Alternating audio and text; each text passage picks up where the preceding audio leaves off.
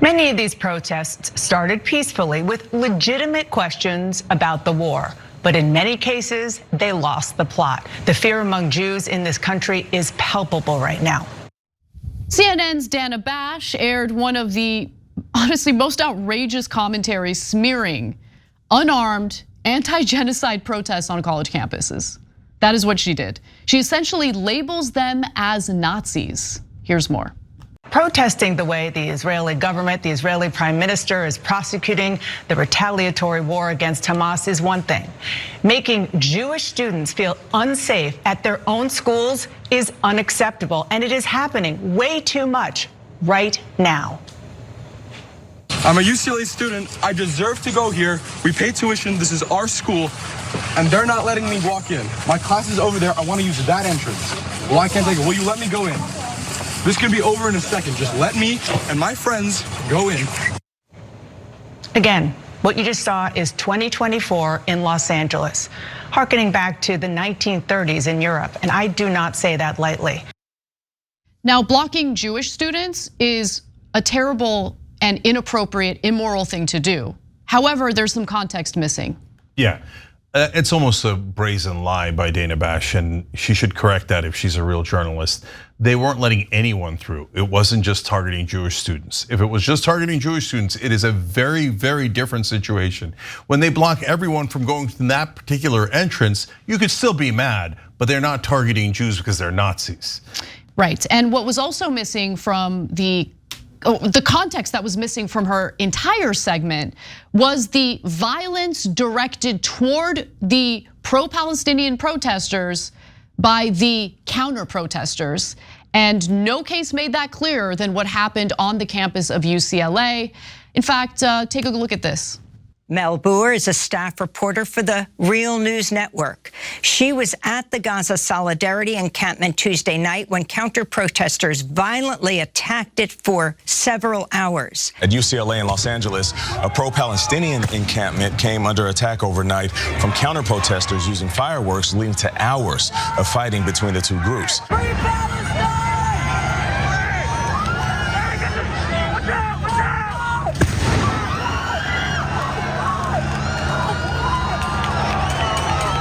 The encampment in response raised their barricades.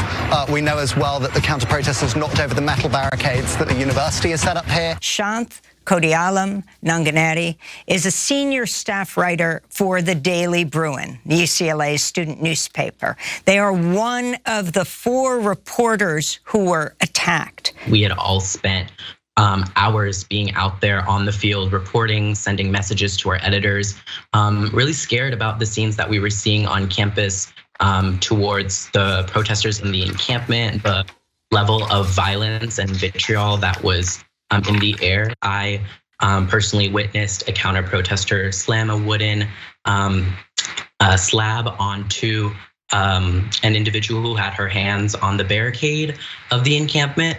And smashing her fingers and listening to her scream. A large number of counter-protesters showed up to campus at around 10:50.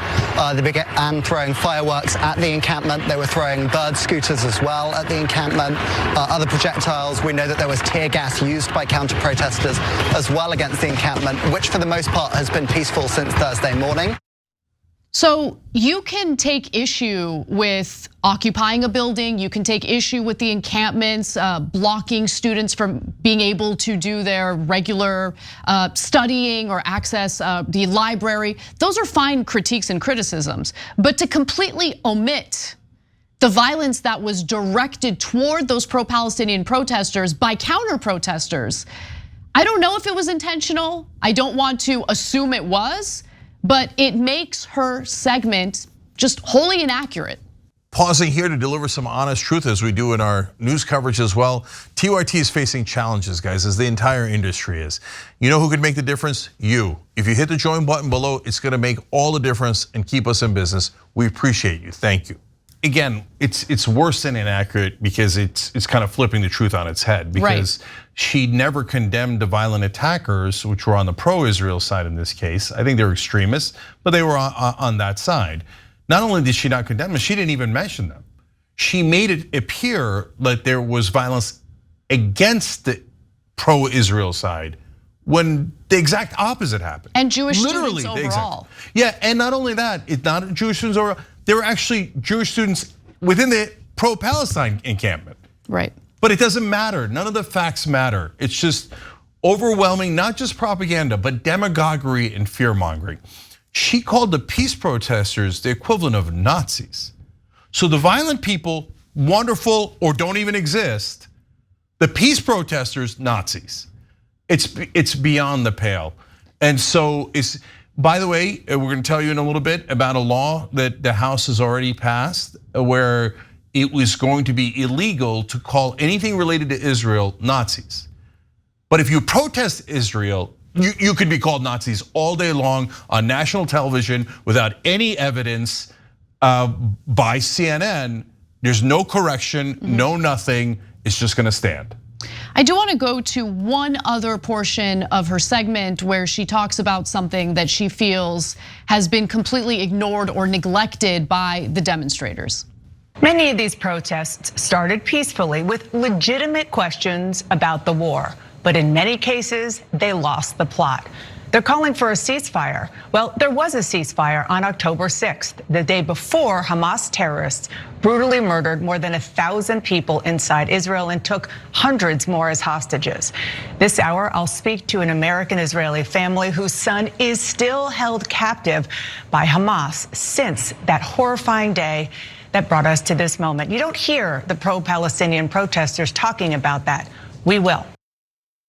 You know what else I don't hear? I don't hear you on CNN. I don't hear Dana Bash on CNN talking about how the aerial bombardments and the siege of the Gaza Strip is not only impacting the Palestinian civilians, which clearly who cares, they don't matter, right? But the precious hostages that they keep pretending they care so deeply about. If you genuinely are concerned about the hostages, you would maybe, I don't know, be a little more vociferous in your opposition to the IDF's aerial bombardment of that region, or the fact that they continue to block essential humanitarian aid. You think it only impacts the Palestinians? Could it be possible that it's also impacting the hostages? We don't even know how many of them are alive. The IDF, it's been confirmed, has killed 3 of them. 3 of them as they were shirtless, begging for help after escaping their captors. I mean, the thing is, what's happening to those hostages and what happened to those hostages is awful. But it's just so strange to me that they don't seem to connect the dots. If you're worried about the hostages, you would want the bombing to stop. And guess what the pro-Palestinian protesters want?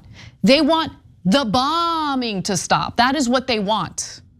Okay, yeah. They are literally on these campuses asking, demanding for the war to end. And they're using whatever leverage they think they have through divestment in military contractors, Israeli defense companies, things like that. They're using that as a way of trying to end this war. Yeah, so CNN pretends to be objective, but did you just hear what she said? She used the Israeli talking point about, there was a ceasefire on October 6th. Now, wait a minute, October 7th was terrible, and you want to blame Hamas for starting this particular round of conflict? No problem. And is that under the umbrella of objective? I would say it is, and I've done the same thing. I blame Hamas for what happened on October 7th, and it's terrible. But how is that connected to this? We're 6 months in now. So Hamas killed around 1,200 people, about 860 civilians or so. Now Israel has killed 34,000 people at a bare minimum, and 25,000 women and children. So if they had killed, let's say, 250,000 women and children, you could still say, well, there was a ceasefire on October 6th. Since Hamas didn't listen to the ceasefire on October 6th, well, that's the people of Gaza had it coming. But wait, the people of Gaza aren't Hamas. Who cares? 25,000 dead, 250,000 dead, 2.5 million dead. Doesn't matter, there was a ceasefire on October 6th. Okay, so that's you can see why that's wrong and has nothing to do with, yes, but should we stop bombing today, right? After 34,000 are dead and 1 million are starving. But secondly, was there a ceasefire? Because 57 years of occupation. So I think what Hamas did was outrageous. But they make it appear like, what? Israel was just sitting there, and all of a sudden Norway attacked. Yeah, like it's a total one-sided war. But look, one final thing I'll say is, she's at CNN.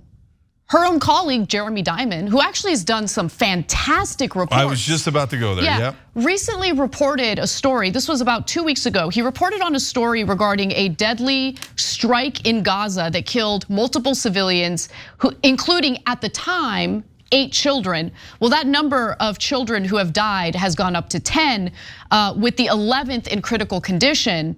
The IDF at the time refused to take responsibility for that attack, despite CNN providing the IDF with the coordinates and time of the attack, saying that they carried out a strike at a different time than described, and that the collateral damage as described is not known to the IDF. So there was further investigation into it, and that further investigation confirmed that the IDF did in fact carry out the airstrike.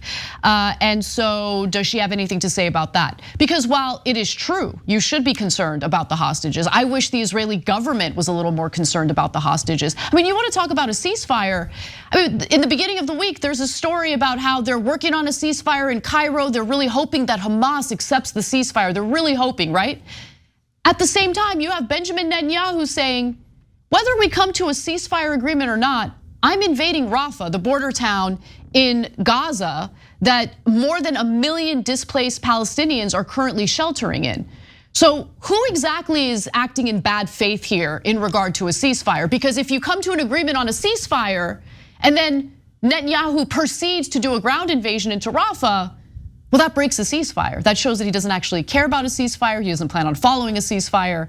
Was that reported by CNN? Is Dana Bash concerned about that? Yeah, guys, look, we're fair. I think Jeremy Diamond and Clarissa Ward have done some terrific pieces for CNN. Christiane Amanpour, another one. Yeah, and by the way, at times, Dana Bash herself and Jake Tapper have held Israeli officials to account in a way that I thought was really pretty good journalism.